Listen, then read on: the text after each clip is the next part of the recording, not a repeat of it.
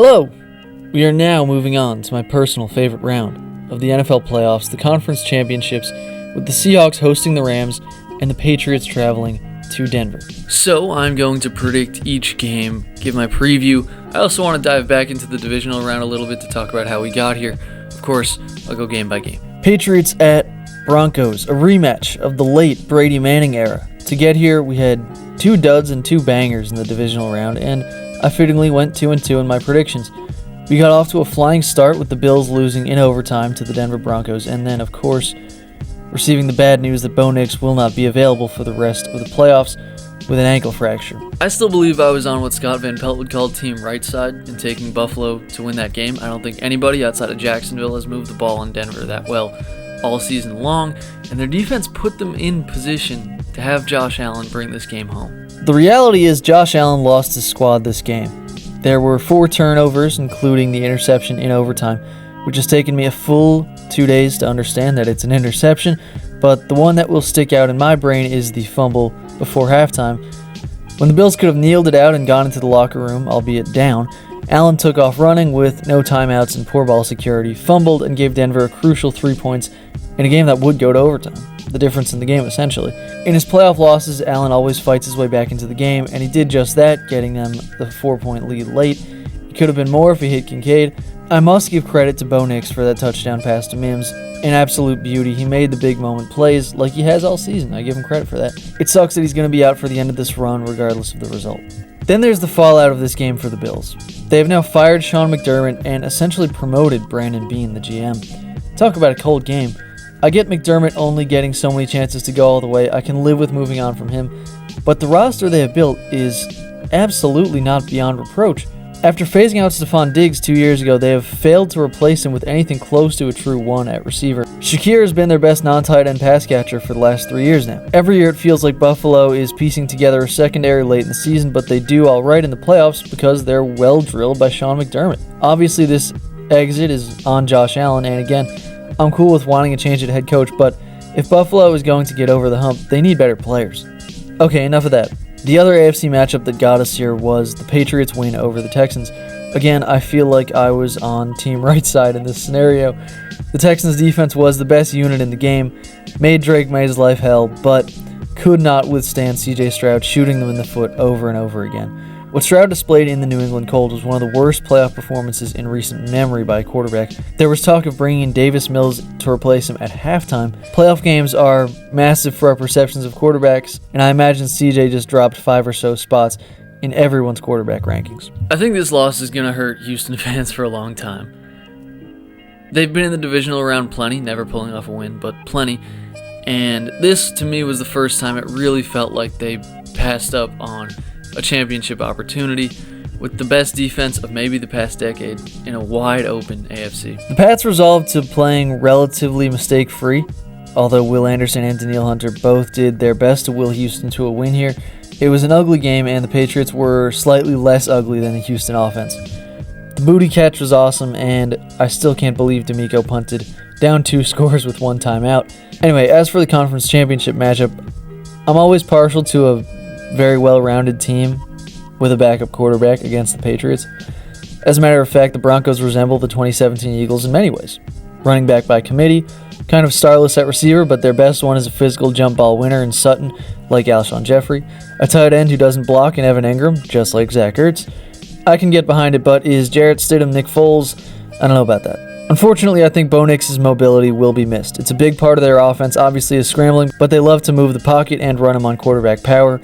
I think the Patriots will be alright as long as they don't get run all over. And on the other side of the ball, this is the only scenario where a team faces the Denver defense and feels relieved because Houston gave New England all they could handle on that side. I just think Vrabel will have the Pats play smart and mistake-free. 2 touchdowns should do it. As badly as I want to see Nick Foles 2.0, what he captured in 2017 was something else. If the Pats do win, conversations will be had about this being a Mickey Mouse path to the Super Bowl. I'm not saying that's true, but conversations will be had. Patriots win it 24-13. Rams at Seahawks. We do not have to spend a lot of time on that Seahawks 49ers game. My oh my. When the Seahawks beat the Niners in Week 18 to secure the 1 seed, I said they probably should have won by a lot more if they'd taken advantage of a few more opportunities. Well, On Saturday night, I think it's safe to say they did that. The Seahawks are just so solid all around, all three phases, very few mistakes, and despite being better on the road this season, the home field advantage at Lumen Field, which is sounding more like CenturyLink Field these days, is undeniable. There are teams this year that are ahead of schedule. I think the Patriots and Bears fit into that category. Regardless of how their seasons end, they seem to be just getting started. Denver has pumped some real money into their defense now, so I think they're on schedule after getting their first taste of playoff action last year. The Seahawks oddly also feel on schedule rather than ahead. They've been building toward being this good, and I've always said that great defenses are temporary. Difficult to maintain year over year the way offense is when you have a great quarterback. It's weird to say it in just Mike McDonald's second season, but I feel like this is the opportunity for them. As for the Niners, they couldn't withstand anymore with all the injuries. As the roster ages, I would say maybe the Shanahan run has peaked, but if they just get slightly better injury luck, they'll probably be back in the mix. They're that well coached, even if they just lost Robert Saleh. Also, Trent Williams seemed pretty satisfied with how the season ended. Go in and knock off the defending world champs at their home. Another tough game versus another great defense. Obviously, nobody thought we would even be here, let alone thought we would win this game. So, Meeting the Seahawks in the NFC Championship game will be their familiar foe, the Los Angeles Rams. Despite it all, I feel like we knew we would end up here in the NFC Championship game, Rams against Seahawks. Two best teams in the league, I would say, this year overall. Played two great games against each other in the regular season, and now we get to be treated to a rubber match. To me, this is a Niners-Seahawks 2013 kind of situation where the real Super Bowl is the NFC Championship game. But it almost didn't happen. The Bears gave LA everything they could handle, including another all-time playoff moment provided by Caleb Williams on what will go down as a 14-yard touchdown pass that he threw from the 40-yard line to the back corner of the end zone on a 4th down to send the game to overtime. Not bad. I don't think this game went according to anyone's script, and frankly almost proved the Rams' soft, warm-weather team allegations to be true. It felt like Nakua and Adams struggled to get traction all night, and Stafford was simply off for most of the game. Perhaps a result of the hand injury from last week. It was the best game I've seen the Bears defense play this whole season. They were getting actual stops despite never forcing a turnover. Similar to how the Lions season ended with Ben Johnson as the play caller in 2023, the 4th down attempts hurt the Bears in this game. I do not question the decisions like I'm sure many people have. It just feels like the Bears' offensive execution hits that next level in the 4th quarter, and the 4th quarter only. When they came out in overtime, I thought Caleb's throw to tie it had broken the Rams' spirit. They came out lethargic with the ball and punted it away to Chicago, who immediately got on the move and into Rams territory when Caleb threw a pick to Cam Curl. It seems like DJ Moore was supposed to flatten out that route, but whatever. The Rams moved it into Bears territory and kicked the game-winning field goal, and here we are now. I'll eulogize the Bears here for a minute. I've loved watching every game this season. I think this is just the beginning. I think the we may never get back here kind of talk is reserved for conference championships and beyond. This is the start of something.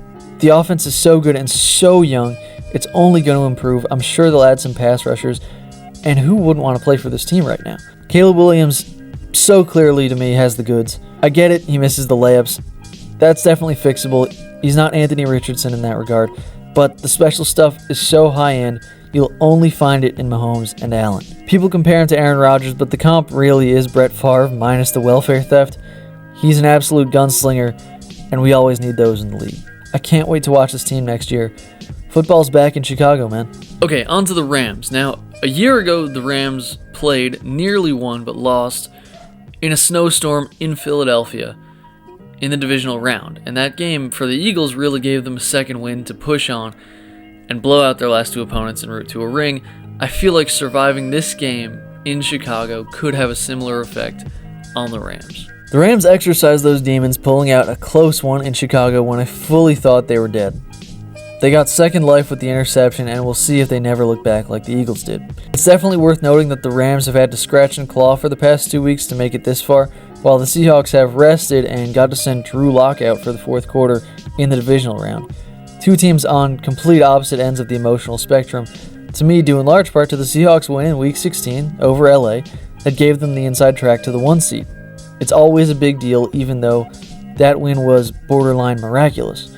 But here we are. The Rams did make it, and nobody has come close to moving the ball on this vaunted Seattle defense like Matt Stafford did in that Week 16 matchup in which he threw for 457 yards. Both of their matchups this year were odd, for sure. The team that consistently moved the ball better in each matchup was the loser. So what was consistent about the two games these teams played? Sam Darnold was terrible in the first one and mostly awful until the end in the second one. It's not a small deal that the Rams defense stood tall against Chicago. It was the first time seemingly all season someone slowed their offense down, and their defense picked them right up. That's what great teams do. I left that Week 16 game thinking, on the high end, the Rams are better than Seattle. But Seattle has the crucial special teams edge and the better defense. This one really could go either way, but if Darnold can't get it together against LA for the third straight game, I don't think the Rams will let him get away with it.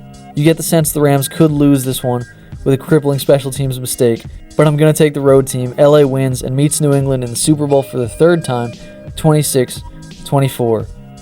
Legacies are being forged before our very eyes. We've had so many incredible moments in these playoffs.